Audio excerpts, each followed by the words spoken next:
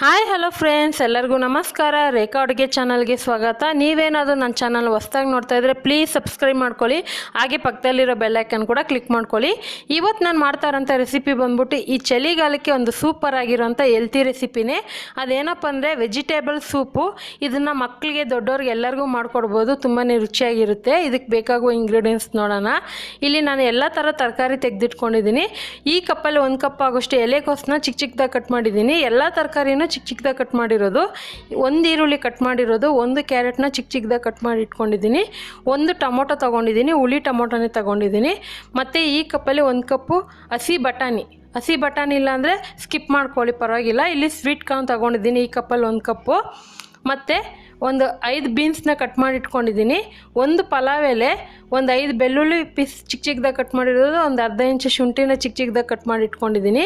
1 tea spoon ಆಗೋಷ್ಟು cornflour ತೆಗೆದಿಟ್ಕೊಂಡಿದ್ದೀನಿ. ಇದು ಸೂಪ್ಗೆ thickness ಕೊಡೋದಕ್ಕೆ ಯೂಸ್ ಮಾಡೋದು. ಇಲ್ಲಿ ಕರಿಮೆಣಸನ್ನ ಕುಟ್ಟಿ ಪುಡಿ ಮಾಡಿ ಇಟ್ಕೊಂಡಿದ್ದೀನಿ. ಮತ್ತು ಒಂದು 1/4 ಕಪ್ ಆಗೋಷ್ಟು ಕ್ಯಾಪ್ಸಿಕಮ್ನ ಕಟ್ ಮಾಡಿ ಇಟ್ಕೊಂಡಿದ್ದೀನಿ ಚಿಕ್ಕ ಚಿಕ್ಕದಾಗಿ. 1 ಟೇಬಲ್ ಸ್ಪೂನ್ ತುಪ್ಪ ಬೇಕಾಗುತ್ತೆ, ಒಂದು ಅರ್ಧ ನಿಂಬೆಹಣ್ಣು ಬೇಕಾಗುತ್ತೆ. ಮತ್ತು ಸ್ವಲ್ಪ ಕೊತ್ತಂಬರಿ ಕಟ್ ಮಾಡಿ ಇಟ್ಕೊಂಡಿದ್ದೀನಿ. ಕೊತ್ತಂಬರಿ ಬದಲು ಸ್ಪ್ರಿಂಗ್ ಆನಿಯನ್ ಇದ್ದರೆ ಅದು ಸಹ ಯೂಸ್ ಮಾಡ್ಕೊಳ್ಳಿ. ಈಗ ಒಂದು ಕಡಾಯಿ ಇಟ್ಕೊಂಡು ಅದಕ್ಕೆ 1 ಟೇಬಲ್ ಸ್ಪೂನ್ ತುಪ್ಪ ಹಾಕ್ಕೊತಿದ್ದೀನಿ. ನೀವು ತುಪ್ಪ ಇಷ್ಟಪಡಲ್ಲ ಅಂದರೆ ಬಟರು ಅಥವಾ ನಾರ್ಮಲ್ ಕುಕ್ಕಿಂಗ್ ಆಯಿಲ್ ಯೂಸ್ ಮಾಡ್ಕೊಬೋದು.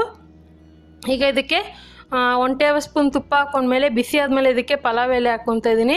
ಆಲ್ರೆಡಿ ನಾನು ವೆಜಿಟೇಬಲ್ ಸೂಪ್ನ ತೋರಿಸಿದ್ದೀನಿ, ಅದೊಂಥರ ಡಿಫ್ರೆಂಟಾಗಿರುತ್ತೆ, ಇದೊಂದು ಡಿಫ್ರೆಂಟು. ಸೊ ಇದಕ್ಕೆ ನಾನು ಬೆಳ್ಳುಳ್ಳಿ ಶುಂಠಿನ ಚಿಕ್ಕ ಚಿಕ್ಕದಾಗಿ ಕಟ್ ಮಾಡಿರೋದನ್ನ ಹಾಕ್ಕೊತಾ ಇದ್ದೀನಿ. ಈ ಸೂಪಲ್ಲಿ ಇದೇ ಫ್ಲೇವರ್ ಆಗಿ ತುಂಬ ಚೆನ್ನಾಗಿರುತ್ತೆ. ನೀವು ಬೇಕಂದರೆ ಜಾಸ್ತಿ ಸಹ ಹಾಕ್ಕೊಬೋದು ಬೆಳ್ಳುಳ್ಳಿನ. ಇವಾಗ ಈರುಳ್ಳಿ ಹಾಕ್ಕೊತಾ ಇದ್ದೀನಿ. ಈರುಳ್ಳಿ ಜೊತೆಗೆ ಹಾಗೆ ಕಟ್ ಮಾಡಿರೋವಂಥ ತರಕಾರಿಗಳು, ಬಟಾಣಿ ಎಲ್ಲ ಹಾಕ್ಕೊಳ್ಳೋಣ. ಆದರೆ ತರಕಾರಿ ಯಾವುದೇ ರೀತಿ ಪೂರ್ತಿಯಾಗಿ ಬೇಯೋದಕ್ಕೆ ಫ್ರೈ ಮಾಡೋಕ್ಕೆ ಹೋಗಬೇಡಿ. ಎಲ್ಲ ತರಕಾರಿನೂ ಒಂದು 30 ಸೆಕೆಂಡ್ ಫ್ರೈ ಮಾಡ್ಕೊಳ್ಳಿ ಸಾಕು. ಪ್ರತಿಯೊಂದು ತರಕಾರಿನೂ 30 ಸೆಕೆಂಡಲ್ಲಿ ಫ್ರೈ ಮಾಡ್ಕೊಳ್ಳಿ. ಇವಾಗ ಈರುಳ್ಳಿ ಫ್ರೈ ಮಾಡುವಾಗಲೇ ಹಾಗೆ ಒಂದು ಬಟಾಣಿ ಕೂಡ ಹಾಕ್ಕೊಂಡಿದ್ದೀನಿ. ಬಟಾಣಿ ಫ್ರೈ ಮಾಡುವಾಗ ಹಾಗೆ ಉಳಿದಿರೋ ತರಕಾರಿ ಕೂಡ ಹಾಕಿ ಹಂಗೆ ತಕ್ಷಣಕ್ಕೆ ಫ್ರೈ ಮಾಡ್ಕೊತೀನಿ. ಯಾಕಂದರೆ ಇದು ಪೂರ್ತಿಯಾಗಿ ಬೆಂದರೆ ಆ ಸೂಪ್ ಟೇಸ್ಟ್ ಚೆನ್ನಾಗಿರೋದಿಲ್ಲ. ಸ್ವಲ್ಪ ಕ್ರಂಚಿಯಾಗಿದ್ದರೆ ತಿನ್ನೋದಕ್ಕೆ ಸೂಪ್ ಜೊತೆಗೆ ತುಂಬಾ ರುಚಿಯಾಗಿರುತ್ತೆ. ಅದಕ್ಕೋಸ್ಕರನೇ ಪೂರ್ತಿಯಾಗಿ ಫ್ರೈ ಮಾಡೋಕ್ಕೆ ಹೋಗಬೇಡಿ, ಮೀಡಿಯಮ್ ಫ್ಲೇಮಲ್ಲಿ ಇಟ್ಕೊಂಡು ಫ್ರೈ ಮಾಡ್ಕೊಳ್ಳಿ. ಸೊ ನೀವು ಸಂಜೆ ಹೊತ್ತು ಟೀ ಕಾಫಿ ಕುಡಿಯೋ ಬದಲು ಈ ಥರ ಒಂದು ಡಿಫ್ರೆಂಟಾಗಿ ಸೂಪ್ ಮಾಡಿಕೊಡಿರಿ. ಸೊ ಅದರಲ್ಲೂ ಊಟ ಮಾಡದೇ ಇರೋವಂಥ ಮಕ್ಕಳಿಗೆ ಈ ಥರ ಒಂದು ಸೂಪ್ ಮಾಡಿಕೊಟ್ರೆ ಅವ್ರಿಗೆ ಹೊಟ್ಟೆ ಹಸಿವು ಅನ್ನೋದು ಜಾಸ್ತಿ ಆಗುತ್ತೆ, ಮತ್ತು ಊಟ ಆಡಿದ್ಮೇಲೆ ಜೀರ್ಣ ಕೂಡ ಆಗುತ್ತೆ. ಸೊ ಕೆಲವೊಂದು ರೆಸ್ಟೋರೆಂಟ್ ಹೋಟ್ಲುಗಳಲ್ಲಿ ಊಟಕ್ಕೆ ಮುಂಚೆನೇ ಸೂಪ್ ಕೊಡ್ತಾರೆ, ಯಾಕಂದರೆ ಊಟ ಜಾಸ್ತಿ ತಿನ್ನೋದಕ್ಕೋಸ್ಕರ ಆ ಥರ ಸೂಪ್ ಕೊಡ್ತಾರೆ. ಆವಾಗ ಹೊಟ್ಟೆ ಸ್ವಲ್ಪ ಗ್ಯಾಸ್ ಏನು ಇರುತ್ತಲ್ಲ ಅದು ರಿಲೀಸ್ ಆಗುತ್ತೆ. ಸೊ ಹಂಗಾಗಿ ಹೊಟ್ಟೆ ಹಸಿವು ಜಾಸ್ತಿ ಆಗುತ್ತೆ. ಹಾಗೆ ಇದಕ್ಕೆ ಉಪ್ಪು ಹಾಕ್ಕೊಂಡು ಉಳಿದಿರೋಂಥ ತರಕಾರಿ ಹಾಕ್ಕೊಂಡಿದ್ದೀನಿ. ಅಂದರೆ ಟೊಮೊಟೊ, ಸ್ವೀಟ್ ಕಾರ್ನು ಅದೆಲ್ಲ ಹಾಕ್ಕೊಂಡಿದ್ದೀನಿ, ಕ್ಯಾಪ್ಸಿಕಮ್ಮು. ಯಾವ ತರಕಾರಿ ಇರುತ್ತೋ ಮನೆಯಲ್ಲಿ ಅದರಲ್ಲೇ ನೀವು ಸಿಂಪಲಾಗಿ ಮಾಡ್ಕೊಬೋದು. ಅಂದರೆ ಒಂದು 3 ಥರ ತರಕಾರಿ ಇದ್ರೂ ಪರವಾಗಿಲ್ಲ, 4 ಥರ ತರಕಾರಿ ಇದ್ರೂ ಪರವಾಗಿಲ್ಲ. ಅದೆಲ್ಲ ಹಾಕ್ಕೊಂಡು ಮಿನಿಮಮ್ ಏನಿದ್ರೂ ನಾನು ತರಕಾರಿ ಎಲ್ಲ ಫ್ರೈ ಮಾಡೋದಕ್ಕೆ ಒಂದು 2 ನಿಮಿಷ ತೊಗೊಂಡಿದ್ದೆ. ಇವಾಗ ಬೇಯೋದಕ್ಕೆ ಒಂದು 3 ನಿಮಿಷ ತೊಗೋಬೇಕು. ಒಟ್ಟು 5 ನಿಮಿಷದಲ್ಲಿ ಇದಾಗಬೇಕು. ಇವಾಗ ನೀರು ನಿಮಗೆ ಎಷ್ಟು ಬೇಕು ಅನ್ನೋದನ್ನ ನೋಡಿ ಹಾಕ್ಕೊಳ್ಳಿ. ನಾನು ಎಲ್ಲ ತರಕಾರಿ ಒಂದು 1/4 kg ಆಗೋಷ್ಟು ತೊಗೊಂಡಿದ್ದೀನಿ. ಅದಕ್ಕೋಸ್ಕರ ಇಲ್ಲಿ ನಾನು 1 ಲೀಟ್ರ್ ಆಗೋಷ್ಟು ನೀರು ಹಾಕ್ಕೊಂಡಿದ್ದೀನಿ. ಕಪ್ಪಲ್ತಲ್ಲಿ ಸುಮಾರು ಒಂದು 4ರಿಂದ 5 ಕಪ್ ನೀರು ಹಾಕ್ಕೊಂಡಿದ್ದೀನಿ. ಈಗ ಇದನ್ನು ಒಂದು 3 ನಿಮಿಷವರೆಗೂ ಬೇಯಿಸಿದ್ದೀನಿ. 3 ನಿಮಿಷವರೆಗೂ ಬೆಂದಮೇಲೆ ಇವಾಗ ಸ್ಟವ್ನ ಸ್ಲೋಲ್ಲಿ ಇಟ್ಕೊಂಡು ಇದಕ್ಕೆ ಕೊತ್ತಂಬರಿನೂ ಮತ್ತು ಮೆಣಸು ಪುಡಿ ಹಾಕ್ಕೊತಾ ಇದ್ದೀನಿ. ಮೆಣಸು ಕುಟ್ಟಿ ಪುಡಿ ಮಾಡಿರೋದು ಹಾಕ್ಕೊತಾ ಇದ್ದೀನಿ.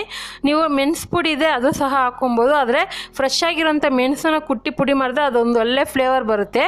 ಈ ಸೂಪ್ ಸ್ವಲ್ಪ ಇನ್ನೂ ಗಟ್ಟಿಯಾಗೋದಕ್ಕೋಸ್ಕರ 1 ಟೀ ಸ್ಪೂನ್ ಆಗೋಷ್ಟು ಕಾರ್ನ್ಫ್ಲೋರ್ ಹಾಕ್ಕೊತಾ ಇದ್ದೀನಿ. ನಿಮ್ಮ ಹತ್ರ ಕಾರ್ನ್ಫ್ಲೋರ್ ಇಲ್ಲ ಅಂದರೆ ಒಂದು ಆಲೂಗಡ್ಡೆನ ಬೇಯಿಸ್ಬಿಟ್ಟು ಮಿಕ್ಸಿಯಲ್ಲಿ ರುಬ್ಬಿ ಆನಂತರ ಈ ಥರ ಯೂಸ್ ಮಾಡ್ಕೊಳ್ಳಿ. ನಾನು ಆಲ್ರೆಡಿ ಅಪ್ಲೋಡ್ ಮಾಡಿದ್ದೀನಿ ಆ ಥರ ಮಾಡೋದನ್ನು. ಸೊ ಇವಾಗ ಕೊನೆಯಲ್ಲಿ ಕಾರ್ನ್ಫ್ಲೋರ್ ಮಿಕ್ಸ್ ಮಾಡಿರೋಂಥ ನೀರು ಹಾಕ್ಕೊಂಡು ಜಸ್ಟ್ 1 ನಿಮಿಷವರೆಗೂ ಕುದಿಸ್ಕೊಳ್ಳಿ. ಆ ಸೂಪ್ಗೆ ಏನು ಟೆಕ್ಸ್ಚರ್ ಬರುತ್ತೆ ಅದು ಸೂಪರಾಗಿರುತ್ತೆ ಸೂಪ್ ಕುಡಿಯೋವಾಗ. ನಿಮ್ಗೇನಾದರೂ ಖಾರ ಕಡಿಮೆ ಅನಿಸಿದ್ರೆ ಬೇಕಂದರೆ ಇದಕ್ಕೆ ಹಸಿಮೆಣ್ಸಿನ್ಕಾಯಿ ಕೂಡ ಹಾಕೋಬೋದು, ಇಲ್ಲಾಂದರೆ ಮೆಣಸು ಪುಡಿನೇ ಹಾಕ್ಕೊಳ್ಳಿ. ಸೊ ಇವಾಗ ಈ ಸೂಪ್ ರೆಡಿಯಾಗಿದೆ, ನೋಡ್ತಾ ಇರ್ಬೋದು. ಅದರಲ್ಲೂ ಡಯೆಟ್ ಮಾಡೋರು ತರಕಾರಿ ಹಸಿಯಾಗಿ ತಿನ್ನೋ ಬದಲು ಈ ಥರ ಸೂಪ್ ಮಾಡಿ ಕೂಡ ತಿನ್ನಿ, ತುಂಬಾ ಚೆನ್ನಾಗಿರುತ್ತೆ. ಸೊ ಮಕ್ಕಳಿಗೆ ದೊಡ್ಡವ್ರಿಗೆ ಎಲ್ಲರಿಗೂ ಒಂದು ಹೆಲ್ತಿ ರೆಸಿಪಿ ಅಂತಲೇ ಹೇಳ್ಬೋದು. ಇವಾಗ ಕೊನೆಯಲ್ಲಿ ಸ್ಟವ್ ಆಫ್ ಮಾಡೋವಾಗ ನಾನು ನಿಂಬೆ ರಸ ಹಾಕ್ಕೊತಾ ಇದ್ದೀನಿ. ನಿಂಬೆ ರಸ ಹಾಕೋದ್ರಿಂದ ಈ ಸೂಪ್ಗೆ ಒಳ್ಳೆ ಟೇಸ್ಟ್ ಕೊಡುತ್ತೆ. ಸೊ ದಯವಿಟ್ಟು ನಿಂಬೆ ರಸ ಹಾಕ್ಕೊಳ್ಳಿ, ತುಂಬಾ ಸೂಪರಾಗಿರುತ್ತೆ. ಖಂಡಿತ ಇವತ್ತು ಮಾಡಿರೋಂಥ ಇದೊಂದು ಸಿಂಪಲ್ ವೆಜಿಟೇಬಲ್ ಸೂಪ್ ರೆಸಿಪಿ ನಿಮಗೆಲ್ಲ ಇಷ್ಟ ಆಗಿದ್ರೆ ನೀವು ಸಹ ಇದೇ ಅಳತೆ ಪ್ರಕಾರ ಮಾಡಿ ನಿಮಗೂ ಯಾವ ರೀತಿ ಬಂತು ಅನ್ನೋದನ್ನ ಮರೆಯದೆ ನಮಗೆ ಕಮೆಂಟ್ ಸೆಕ್ಷನಲ್ಲಿ ಕಮೆಂಟ್ ಮಾಡಿ.